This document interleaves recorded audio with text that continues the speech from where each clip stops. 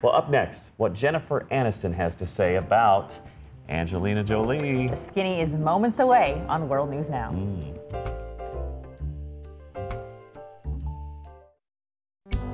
ABC's World News Now will continue after this from our ABC stations.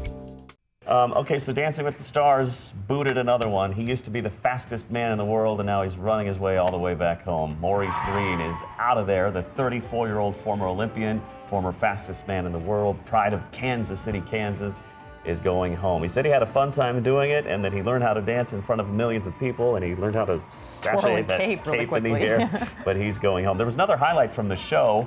By the way, Brad Paisley performed in front of everybody, and in a shameless plug for ABC, he will be performing later tonight on the CMA Awards. He's actually the host along with Carrie Underwood, so there he is. I'm going to say it, I think Brooke Burke's going to take it. She looks terrific. Yeah, I don't know about her dancing, but wow. 4 kids, too. She is great. Fantastic. All right, so leave it to Vogue to get the scoop on the love triangle between Jennifer Aniston, Brad Pitt, and Angelina Jolie. Yeah. Coming up in the December issue, they sort of rewind time for all of us, and they asked Jennifer Aniston a lot of questions about how Pitt and Jolie sort of got together. Because, of course, you remember, there was all this speculation that it was happening during her marriage.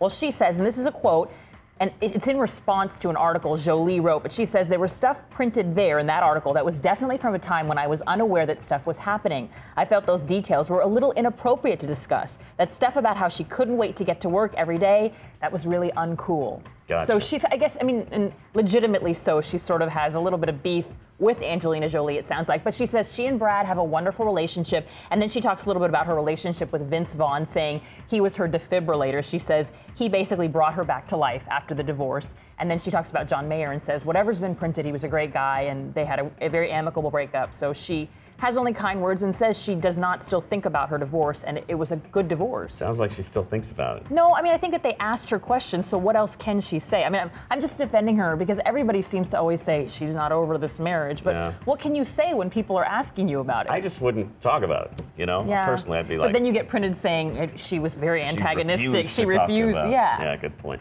All right, Tim Robbins, there was this big dust-up on Election Day about whether he would actually be able to vote for who he wanted to vote for. You may have seen this. TMZ caught up with him, and he went to his polling place, and he was not able to cast a ballot. Watch this. What happened was that my name was not on the roll, and I'm not the only one. Okay. While I was waiting, 30 people, according to poll workers, 30 people in 5 hours, first 5 hours of voting had been taken off the rolls. So you can do the math on that. And apparently he got into an argument with a polling worker as well. Well, now Access Hollywood has done some digging, and they say the bottom line is Robbins went to the wrong place. Oh. And he should have gone to a library on West 20th Street in New York instead of the YMCA on West 14th. He doesn't believe it. He says they're basically trying to cover their butts over their ineptitude, and he's examining his legal options. Last but not least, we quickly have time just to show you a tattoo, and this is Stephen Baldwin.